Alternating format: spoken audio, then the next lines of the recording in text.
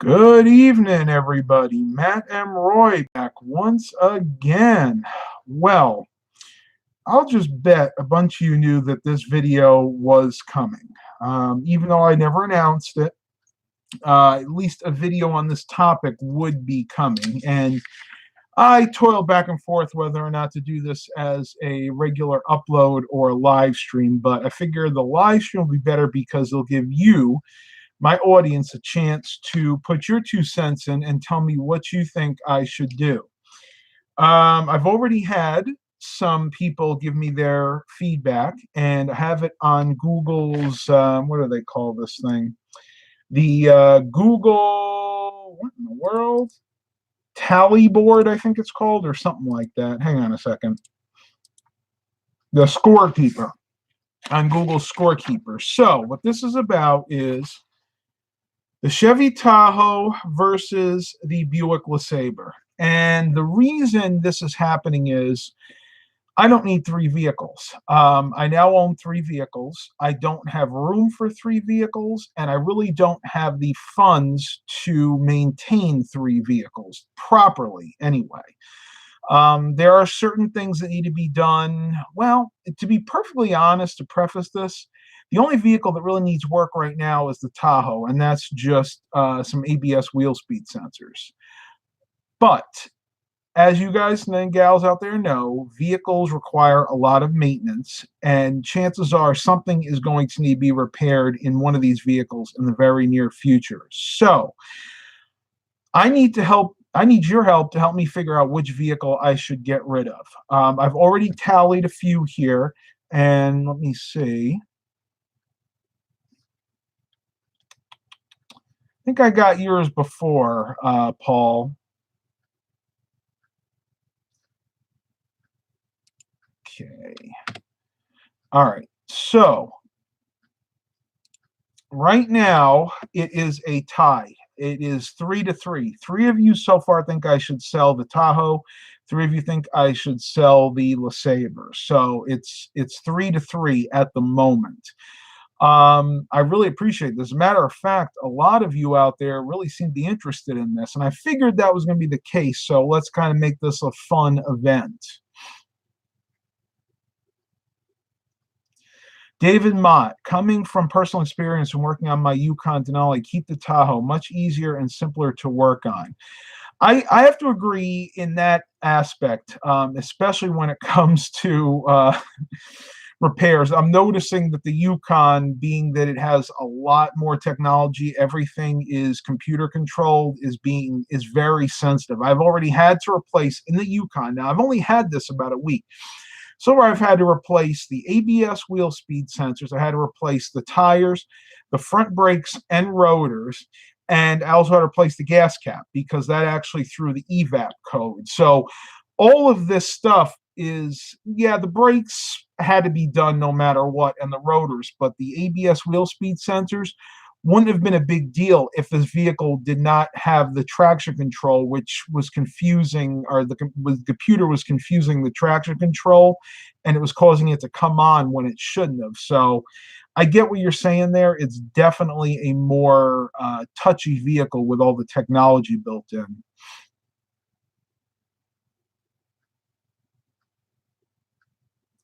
Yep, I got you, Paul. I got you. You definitely want me to keep the LeSabre. No, Classic Mobile Home, I can't. Unfortunately, I can't do that. It's just going to be way too much in maintenance and way too much in insurance. Now, the insurance really isn't all that bad for all 3 of them. I actually have full coverage on the Yukon, and of course, just liability for the other 2 because they're too old. But basically, even if I took the cost factor out of it, I just don't need 3 vehicles. We don't have the room for them. As it sits, as a family, we own like a total of 9 vehicles, and there just isn't room for them. So something's got to go. David Mott, speaking of wheel speed sensors, I need to replace the driver's side speed sensor. Broke the wire for it when I was doing the ball joints earlier this year. They are very easy because they're right to break because they're right behind the caliper, and the wire actually goes up to a harness that's on the like the top part of the axle, and they are very hard to break. Now, with my Yukon, I had no choice to replace them because even though it wasn't even consistently throwing a code, I would get an ABS code every once in a while. It wasn't throwing a code, but what it was doing, it was reporting a false speed to the computer, which in turn made the computer think that I was always spinning the tires. So at lower speeds, it was activating the traction control. So there were times that from a stop, I would push down on the gas and I would have little to no power for a few seconds, and I would see the track active message appear, and then it would run like normal again. So I don't know if it's the same way in your Yukon, but in my Yukon, I had absolutely no choice because the only other option would be just keep turning the traction control off, and I didn't want to have to do that. So if you have a Yukon and is doing what I just said, change your wheel speed sensors. 9 times out of 10, that's the culprit. Jonathan Grindle, the Buick is more modern since you can still buy parts instead the Tahoe, because if it ends up being an engine part, you will have to rebuild the engine from the ground up on the Tahoe. I would have to respectively disagree with you there because there are just so many aftermarket parts available for those Tahoes. That generation, that GMT 400, they made so many of them that they're actively making parts for those. Now, if the engine went bad in that, honestly, I would just junk it. And that was my plan all along, was to keep the Tahoe and just run it into the ground because at the end of the day, I only paid $1,000 for that vehicle. And all in, I've maybe put $200 in maintenance stuff in that vehicle so far. So the way I look at it, I'm into that vehicle for about $1,200, and I've already taken that on a trip up to New York and back. I've brought home items, computers that I've refurbished and sold. So actually, I have gotten my money's worth and then some out of that vehicle. And that was kind of my hesitation with getting rid of it because the vehicle doesn't owe me anything. Now, I will tell you guys this. In my area, another big plus to keeping the Tahoe and selling the LeSabre is what we call personal property tax. In the state of Virginia, you pay a tax each year on the value of the vehicle. Now, the only caveat to that is vehicles that are pre-2000, in other words, made before the year 2000, are not taxed. They're deemed too old or have too little value for them to bother sending out a tax bill. So where I still have to pay personal property tax every year on the LeSabre, I won't have to do it for the Tahoe. Now, it's not a lot. For the LeSabre, I think it's like $80 a year. For the Yukon, it'll be more because the Yukon has a higher value. So just kind of throwing that out there. WW Souls, you say the Tahoe would be good for New York in the winter? Oh, absolutely. That would be a beast of a vehicle. It's four-wheel drive, not all-wheel drive. It's actually four-wheel drive, which does work on there. It's got really, really good tires. I can't remember what they're called, but they're all-terrain tires, so they got the really good treads, the thick, deep treads. And the four-wheel drive does work on it. And the tires probably have about 60-70% of their tread life left. So, oh, yeah, that would be great in New York. Paul Kane said, parts shouldn't be an issue with any of these, but look at the economy and use. If a dressy big SUV doesn't really fit a need, sell the Denali. Well, I'm probably not going to sell the Denali. I bought the Denali because, one, I really like the vehicle, and two, I really need something large like that because I am increasing my computer hauls. As you guys have seen in the vlogs, I've been getting a lot of product in recently, and I need a really big vehicle. Now, the Tahoe it suited my needs for the most part, But I've made connections up in New York with a gentleman that runs a liquidation company, and he's getting massive amounts of computers, pallets and pallets. And I can't very well bring all that back in the Tahoe. So that's the reason that the two that are on the chopping block now are these, and definitely not the Yukon. Now, that being said, if the Yukon turns out to be an unreliable vehicle, in other words, if I have to put a lot more money into it, then yeah, I am definitely going to look at selling the Yukon. But as it stands right now, it's the Tahoe versus the LeSabre. How old are the tires on the Tahoe? Either from I can't remember, they're either from 2015 or 2016. I think the ones on the Tahoe were from 2016. I think the ones on LeSabre are from 2015. So 3-4 years old. They're not very old. And just to let you guys know, there's a big debate on people having to replace their tires after like 4 to 6 years.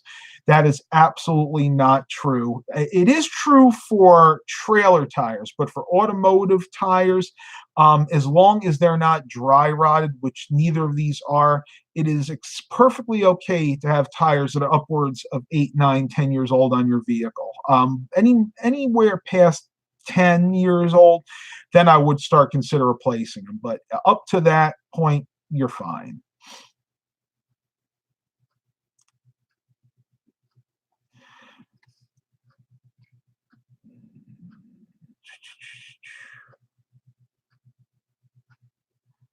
American-made vehicles would cost more to maintain on the value of the car. Yeah, well, believe it or not, American-made vehicles do not hold their value as well as foreign vehicles like Toyotas, Hondas, even some of the imports like Jaguar, the European imports, held their value, believe it or not, even more than American cars. Usually it's the Japanese cars. But that being said, they are cheaper to maintain. American cars, on the whole, are cheaper to maintain. But yeah, I get your point. Now, the reason, and I've talked about this in the past, the reason I buy American-made cars is, one, I like to support America. Honestly, I prefer buying American-made cars. I always have. And two, the mechanics that I know, in other words, my father, a lot of his friends, a lot of my contacts, the people that I have do work for me, know how to work on American vehicles. They're not really versed in foreign-made vehicles, any foreign-made vehicles, whether it's Japanese, Korean, European. So for me, this is for me, I am going to stick with buying American for those reasons.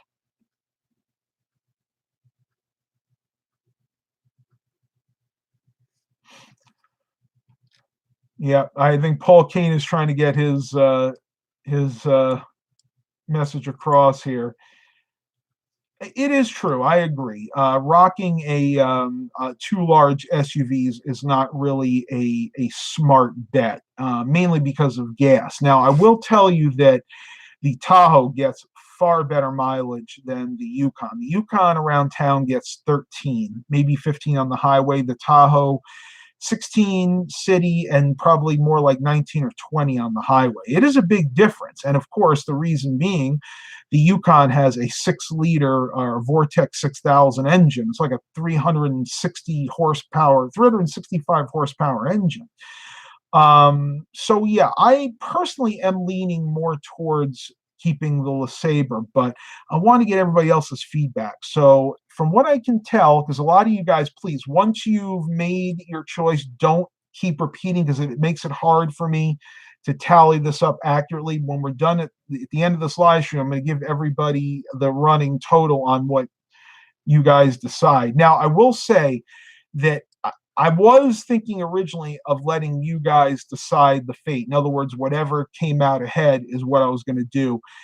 But I realized really can't do that because things can change. I'm not going to be getting rid of a vehicle probably until the beginning of next year. And if something major broke, like on either the Tahoe or the LeSabre, that would affect my decision. That wouldn't be fair to you. So what I'm doing here is I'm trying to get an idea of which one might be on the chopping block, if you will.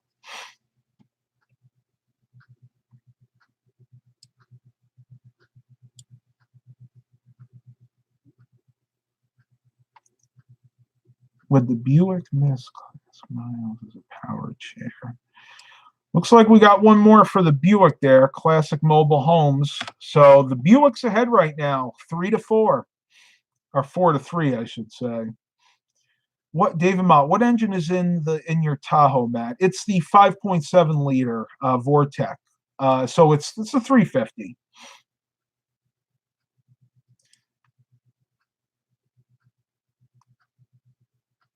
Yeah, yeah. The it's a 96 Tahoe, so it's not going to have the 5.3 like a lot of the later ones. It's the 5.7. I'm positive about that. Huh. Yeah, I get it. Paul Keene's like, you have to ultimately make the decision. I do. I just want your feedback on this. Awesome Computers asked, which car do you like more? That's a good question. I knew somebody was probably going to ask that. To be perfectly honest, if nothing was considered, money wasn't a consideration, the age was a consideration, I actually prefer the Tahoe because I like driving big vehicles. And I must say that the 96 Tahoe has been rock solid reliable. I mean, for having 230,000 miles on it with a rebuilt engine, yeah, but with the original tranny, it shifts smooth as butter. There's no ticks, no knocks, nothing. It starts up, it runs perfectly. Matter of fact, the only mechanical issue with it is the ABS light is on, and that's just due to bad wheel speed sensors, which I actually ordered the wheel speed sensors, but I've yet to actually put them on.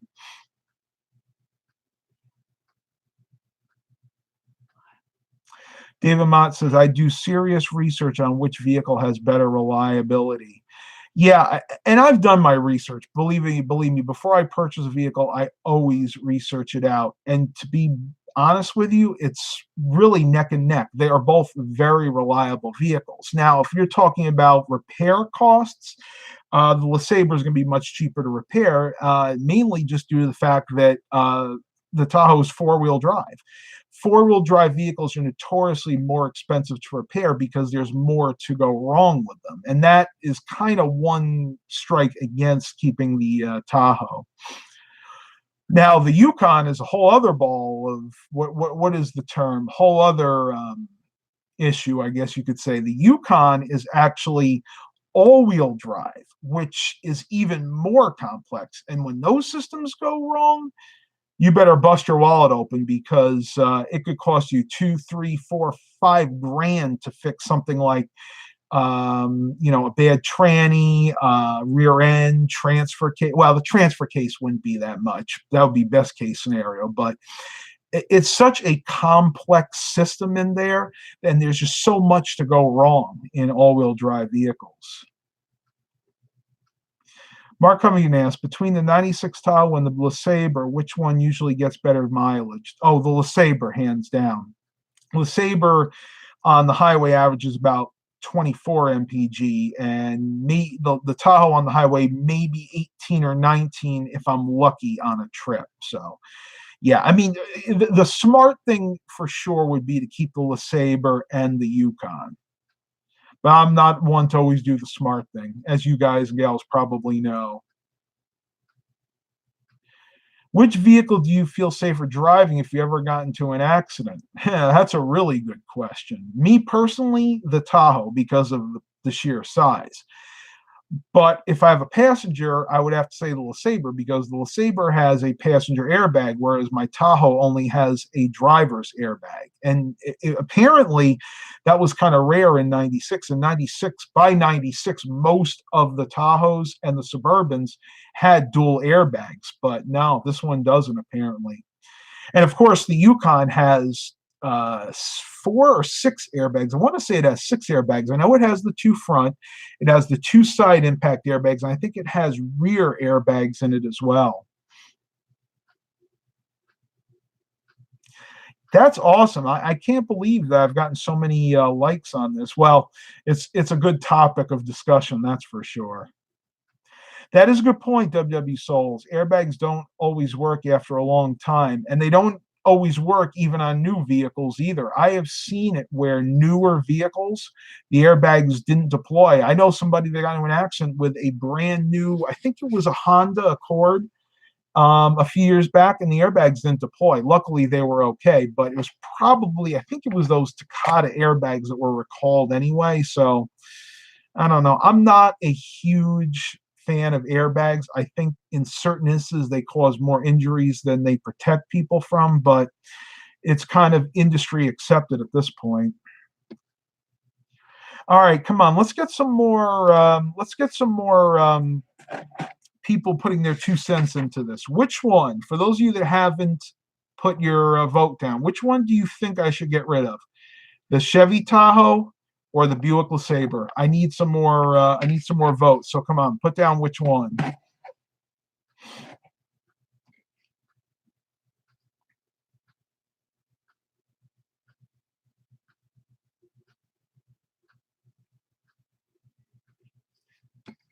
All right, so we got one more for the Tahoe there. 2 more for the Tahoe. Wow, excellent.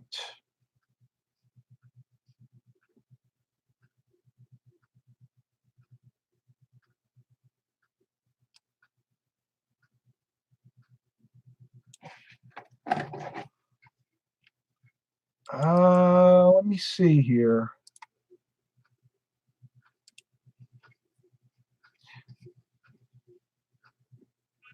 I don't have a link for the poll. I'm just using Google Scorekeeper right now. Wow, okay. Got one more for the Tahoe there. Well, another one for the Tahoe. Wow, you guys really like that Tahoe. Mark voted for the Tahoe. So right now, just to give you an idea, it's 8-4 in favor of the Tahoe. So right now, I don't know. It's looking like you guys really like the Tahoe. And that's what I was thinking. Davidson Mott, he was saying, use the Tahoe for daily stuff and the Yukon for road trips. I got you, Jonathan. I got you up there for the Buick.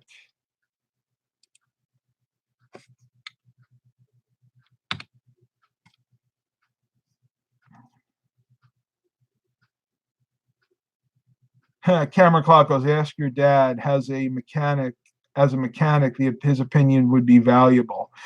Yeah, I have. And between the two, he actually wants me to get rid of the Tahoe, but not from a mechanical standpoint, more from a fuel economy standpoint. Wow, I'm actually really surprised, to be brutally honest. I thought that you would tell me to get rid of the Tahoe hands down over the LeSabre, to be honest, but I don't want that to influence you. I want you to honestly tell me what you think. Jonathan Griddle, by the way, how is that Dodge truck holding up for you? It's doing okay. It doesn't get driven all that much. Remember, we bought that just to pull the travel trailer, and yeah, we've had some issues with it. Mainly some body work that we had to get done. It started rotting around the rear fenders, but just on the passenger side. So apparently, it got at one time must have been up north, and it got sprayed with the salt.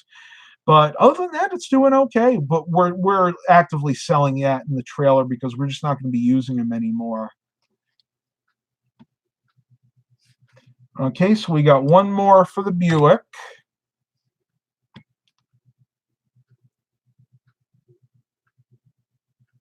The Buick is like an ex-girlfriend. You got history, but you want something new. Yeah, I definitely get that. But you got to realize the Tahoe is even older. No, we are not going to demo derby the Buick. We're not going to demo derby either of these vehicles. Mark Covington, what octane does each of the two vehicles use? Well, the LeSabre they both can run on 87, in other words, regular gas. But generally, I use high test because it cleans them out better. And the Buick, having that 3800 Series 2, does get better mileage with high test versus the regular gas. The Tahoe having just the Vortec 5.7, the 350, doesn't really make much of a difference.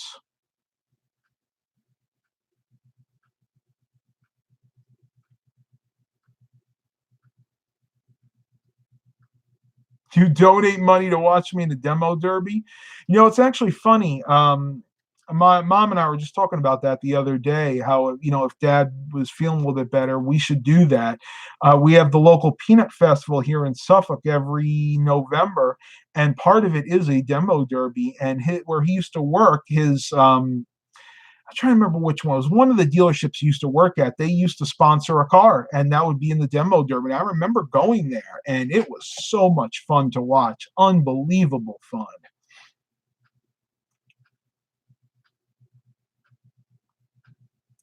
I will try to do a updated room tour, even though it's kind of messy at the moment. I really do need to clean up first because I know you guys probably wouldn't think it was messy, but to me it is. All right, Paul, I appreciate your input on this. I will see you at the next live stream or vlog, whichever one you see first.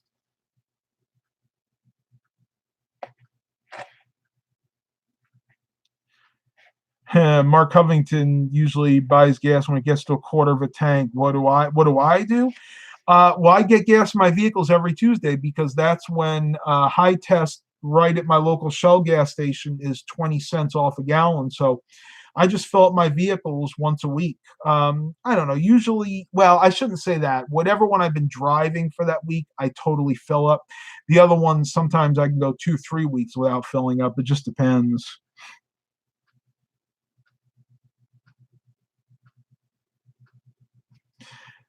WW Souls, I've had a couple of NASCAR sanctioned beginner races in Michigan. It was great fun. That's me in my profile picture. I'll take a closer look at that. It was a Buick Regal.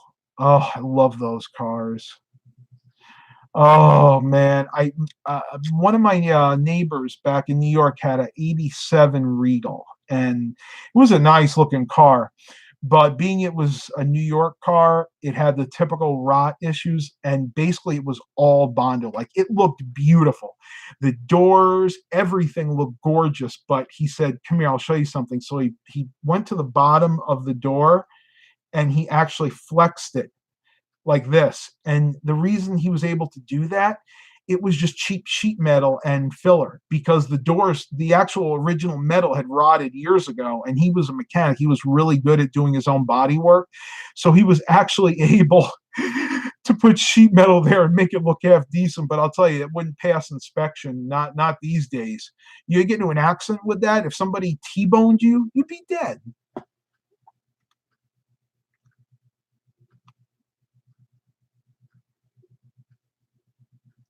Chet Boulay, I ran out of gas on Sunday and felt like a clown. What an adventure I had to fix the situation. I recommend filling the tank when it gets to a quarter like Mark. Yeah, the reason you want to do that is you never know for sure how reliable your gas gauge is. As they age, sometimes the sending units wear out. And usually the way it works is when you get down to a quarter, it might be on fumes. In other words, it could be as off as say a quarter of a tank, and that's the reasoning behind that. Because as vehicles age, those sending units can be a little unreliable.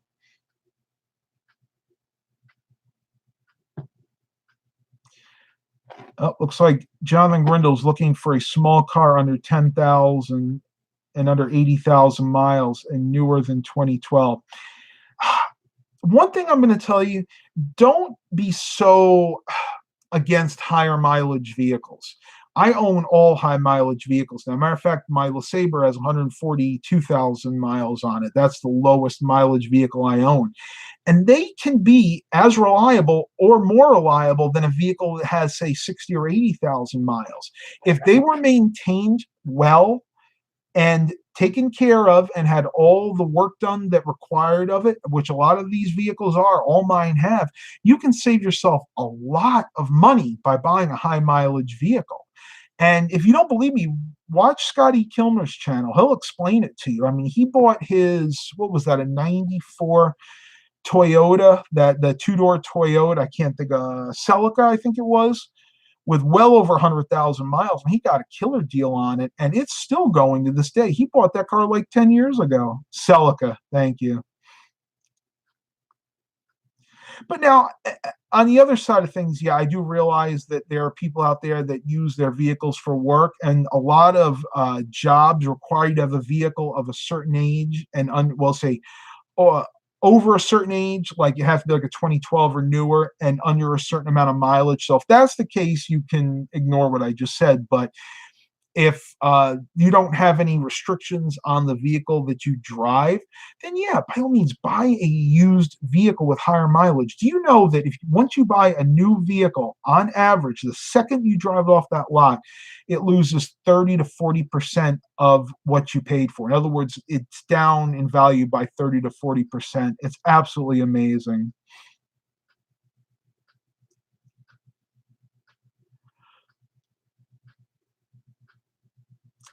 That is a very good point, WW Souls. There is a difference between 80,000 miles thrashing around town and 80,000 highway miles. The reason being is you are doing much less damage, or less, you're putting less wear on the vehicle. If you did 80,000 miles around town, that's stopping and going, that's the transmission going through all the gears up and down, the engine revving up and down. That's like 200,000 miles, really. But if it's 80,000 highway miles, then the vehicle is like a baby still. That's equivalent to maybe 30 or 40,000 miles, because the engine is staying at 1 RPM for the most part. The transmission isn't constantly shifting back and forth in gears. So that's something that you really want to consider.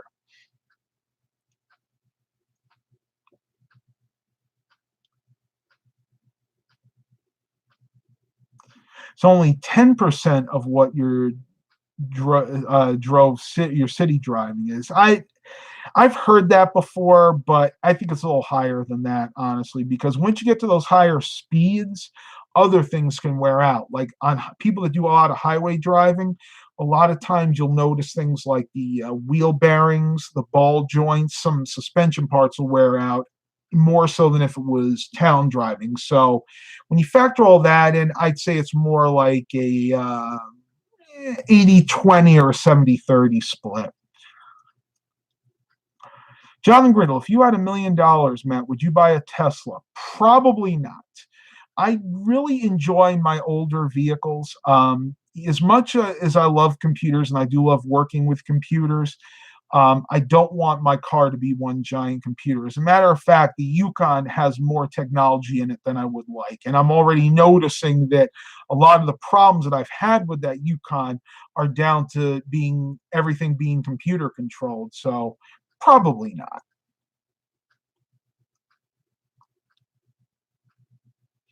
Exactly. The Tahoe was very well maintained for most of its life. It was only a two-owner vehicle. The second owner I bought it from, only having it for a couple of years, bought it from the original owner, who bought it off the lot in Raleigh, North Carolina. And that was all highway miles. That's 230,000 highway miles, basically. So that's why the transmission, the engine, and that's all in great shape. Not to mention the fact that the engine was rebuilt. And that's kind of another reason I'm almost leaning more towards keeping the Tahoe, because that's a vehicle, yes, has 230,000 miles, but the engine only has about 50,000 miles on it, whereas the Buick LeSabre has 142,000 miles, and that has the original engine and transmission. So I don't know. And trucks last longer on average. So realistically, I almost would believe the Tahoe would have more life in it than the Buick LeSabre, even though LeSabre is in immaculate condition.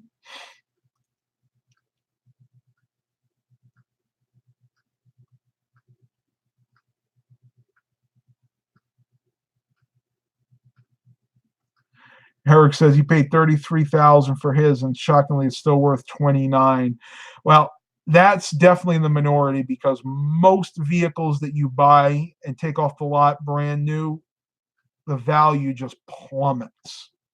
But look, if you have the money and the resources and you want to buy a brand new vehicle, more power to you. I mean, that's perfectly fine. Heck, if people didn't buy brand new vehicles, the car companies would go out of business. Just for me personally, I won't do it because my money is too valuable to me that I couldn't ever see myself spending that kind of money. Financially, could I buy a brand new vehicle? Yeah, probably. Would it be the smart thing to do? Absolutely not. Not in my case, anyway.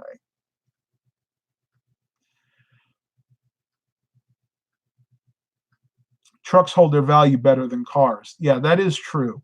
Though I have to say, when it comes to the value between these two, I would probably put the value of the Tahoe somewhere between 1,500 to 2,500, depending on where I sell it. The Buick probably more the $2,000 to $3,000 mark, and that's just because the Buick is in such great condition. Honestly, my Buick LeSabre is almost in showroom condition. The interior is immaculate. There are no rips, no tears. The headliner's perfect. The exterior, the paint is in really good shape. Only maybe a few minor scratches. So yeah, I could easily get more, I think, for the Buick versus the Tahoe. The Tahoe, as you guys have seen in the past, it's been beat on a little bit. The paint's faded on the roof and the hood. It's got some door dings, scratches on the side. The interior is in okay shape. The carpets and the seats are in really good shape. The headliner is sagging a little bit on the driver's side and the passenger side. But for the most part, it's acceptable for its age. Would I say it's overly clean? No, but it's acceptable. Awesome Computer says, my parents buy new vehicles and keep them until they are too expensive to fix. Yeah, I mean, again, you can do that. It all comes down to money. I mean, if you have the money, then yeah, you probably would buy new vehicles. But I will tell you this: Warren Buffett, one of the richest men in this country, owns my mind, I can't think of the company, but most of you out there know who Warren Buffett is. Very, very rich man. You know what he drives? He drives a 1997 Oldsmobile Delta 88. I think it was one of the last 88s they ever made. And he still drives it to this day. And in an interview, they asked him, Warren, why, with all your millions, why do you drive this old vehicle? And you know what he said? Why not? It's paid for. It gets him where he wants to go. He enjoys driving it. So the reason I'm saying that is there's no reason that you have to buy a new vehicle. A lot of it, honestly, is vanity, keeping up with the Joneses. Your neighbor buys a brand new truck, you want to buy a brand new truck. Your neighbor buys a really expensive boat, you want to buy a really expensive boat. That's all it is for the most part.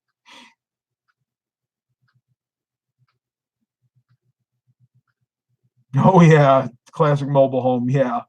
Matter of fact, I'm gonna tell you a little story a little thing that happened to me today with the Yukon. So you guys know by now that I've put about $1,800 more into that over what I paid for, doing the brakes, the rotors, the tires, the ABS wheel speed sensors, driving it around. I got it back yesterday. Driving around all yesterday, drives perfectly fine. I'm like, yes, I finally got all the gremlins licked.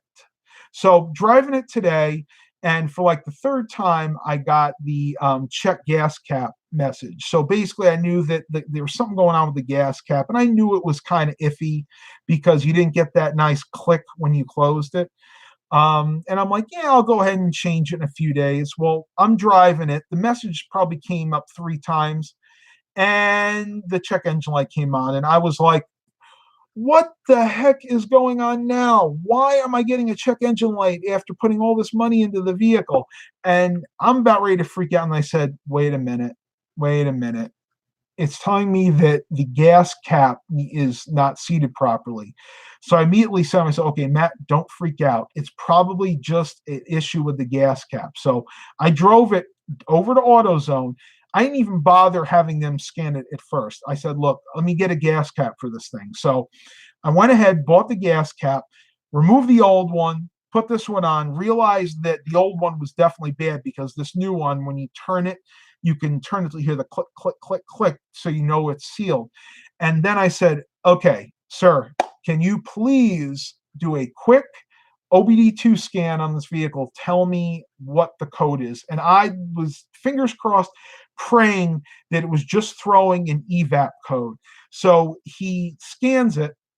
He disconnects the machine. I'm like, okay, what is it? What is it? I'm ready for it. He's like, oh no, we have to go inside. I have to hook it up to the computer. And I'm like, you're killing me. You're killing me. I got to know what it is. So I follow him back in. It takes him a couple of minutes to get it hooked up to the computer. He said, okay, the information's coming in now. And as soon as the screen comes up and I see that it's the evap code, I'm like, thank you, Lord. Thank you. Because I'll be honest with you, I was on pins and needles. I mean, I knew that there was a good chance that that was what threw the check engine light, but I'm like, oh, just don't let it be anything else, because I have put enough money into this vehicle. And to be honest with you, at this point, if I actually, yeah, exactly, Eric, PO455, the two of them actually. But where was I going with this? If I have to put any more major money into this vehicle is going to be sold, because and believe me, I'm not soured on the vehicle. I realize that for the price I got it for, I was going to have to probably put a decent amount of money into it to get it up to par. But I've hit that threshold now. In other words, I put enough into this to where I could have bought one that was already done. So I'm kind of at a push right now. And I'm not really that upset about it, because at the end of the day, this still is a really good example of a Yukon. It overall is in really nice shape for its age. David Mott says you keep an OBD2 scan tool with you. I do have two of them, but I don't actually keep them in the vehicles. I keep them at home, and it actually threw a code when I was out shopping. So I just figured I'm going over to AutoZone to get the gas cap. I might as well just have them scan it anyway, because chances are they have a newer scanner than I have anyway.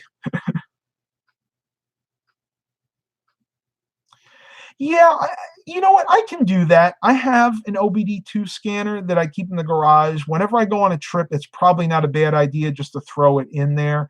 But if I'm driving locally, I don't see a need to have it in the car with me, because if the check engine light comes on, chances are it's not going to be anything major. And if it is, I'll notice by the way the car is running or driving. And I have AAA, so there's nothing wrong with that. Austin Peters asks, how long do you keep your cars? It's interesting. I would say on average, maybe 2 to 3 years. We were just figuring this out the other day. Over my lifetime, I think I've had about 10 different vehicles. Now, if Eric Brunhammer's here, he's beat me out of the water with that. I know Eric's had probably 50 different vehicles. Hope he doesn't mind me saying that, by the way. Brad Smith says, hey, Matt, I had a 2011 Jeep Patriot and I had the same gas cap problem. It's only a problem now because everything is computer controlled, and this has to do with the emissions system. So if your gas cap is not sealing properly, which my old one wasn't, I think what happened was the seal around it had perished.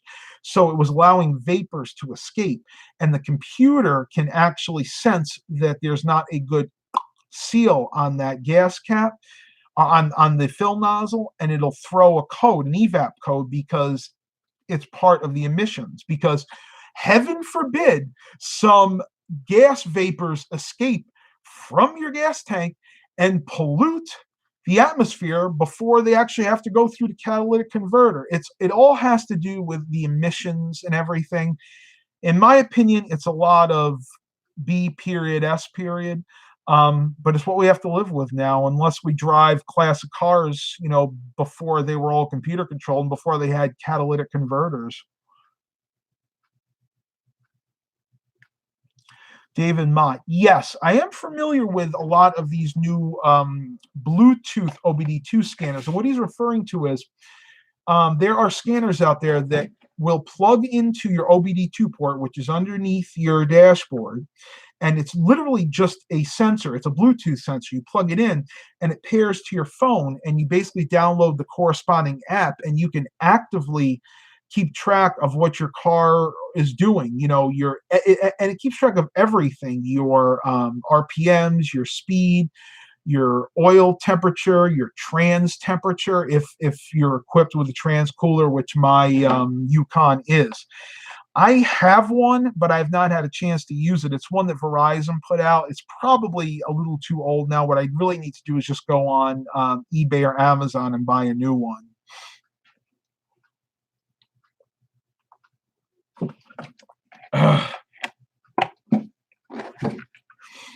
Yeah, the apps can be really buggy. As a matter of fact, my buddy Jeff, when I was taking him to an appointment, he had one and he plugged it in.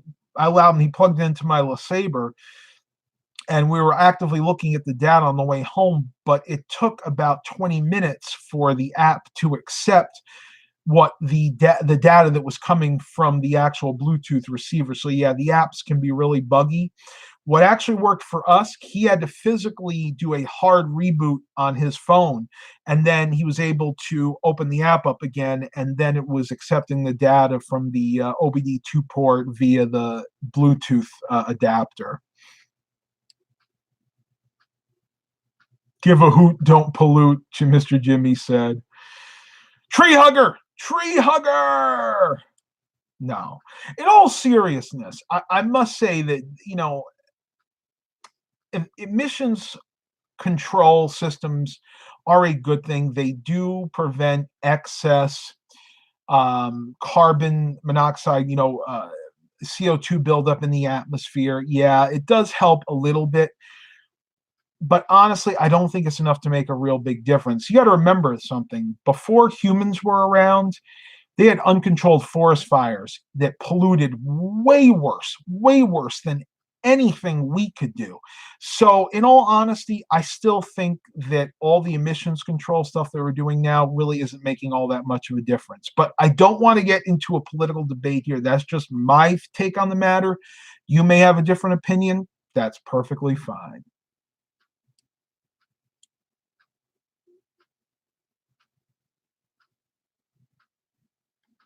Have you seen what they've done to the gas cans? That is the definition of bovine feces.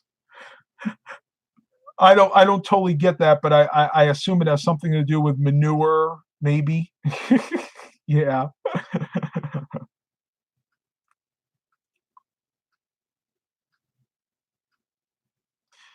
Johnny Grill goes, you pay for the OBD2 scanner, but then you have to also pay for the app, which is kind of silly. I'd rather save money over Bluetooth.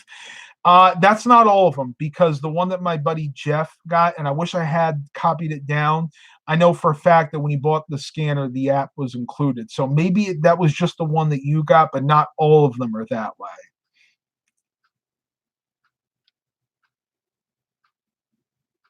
A lady used to complain, is I-386, by the way. The lady used to complain at Kroger produce was up front. People's car fumes polluted the produce.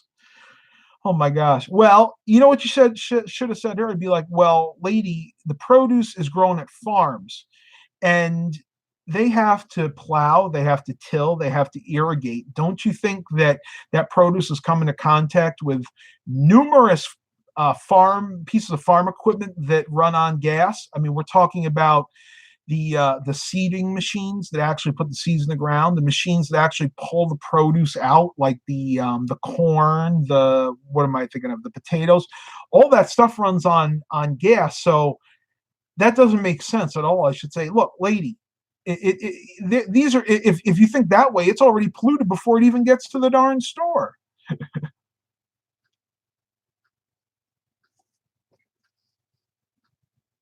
Oh, bull feces. Oh, okay. Bovine bull feces. Yeah, they've been saying that for a while, and that cows farting is polluting the air. So that's why we shouldn't be eating beef, because we can have less cattle and less farts polluting the air. They've been saying that for years.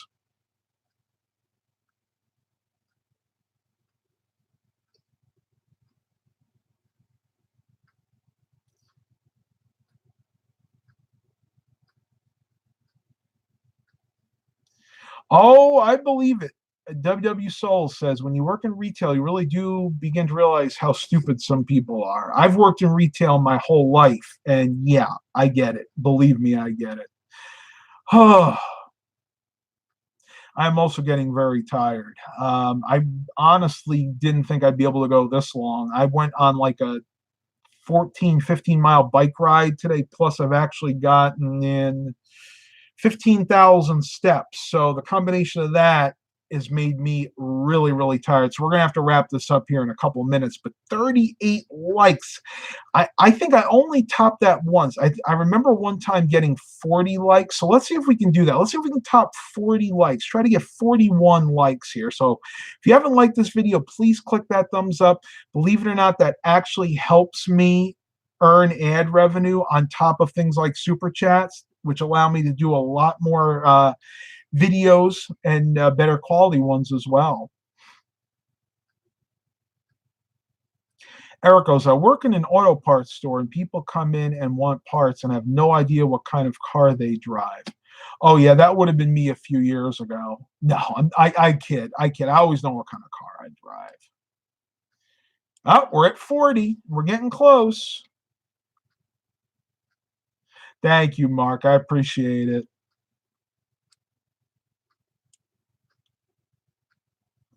We're getting there. We'll give it a couple more minutes.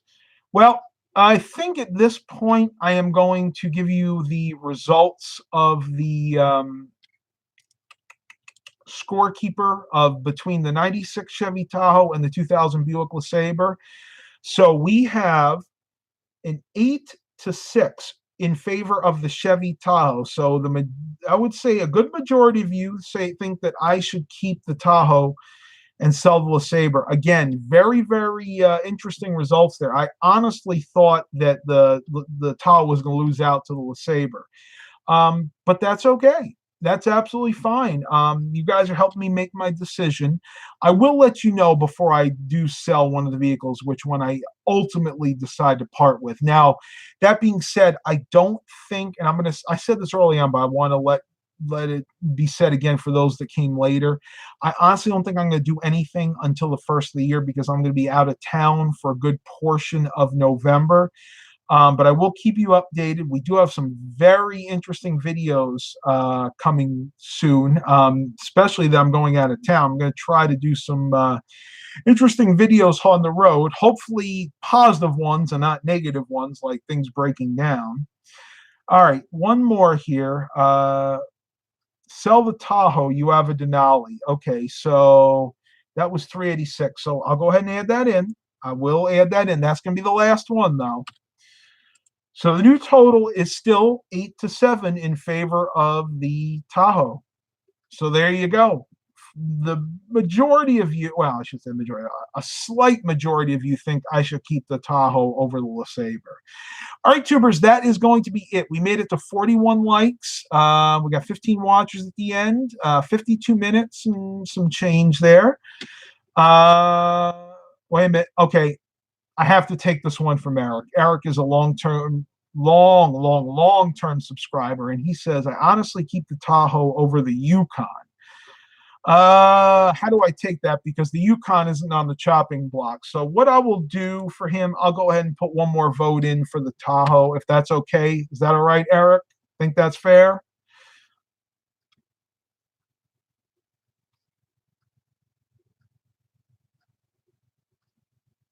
All right, I'll ask him one more time. Fair enough. Okay, so that's it. Voting's over. Drum roll. Brrr. It is 9-7. So again, still in favor of keeping the Tahoe. I will let you guys know what I decide to do. Thank you for coming to the live stream. Please continue to like and subscribe. I am going to veg for the rest of the evening. I hope you guys do the same. Get a good night's sleep. And as always, have a blessed day, everybody.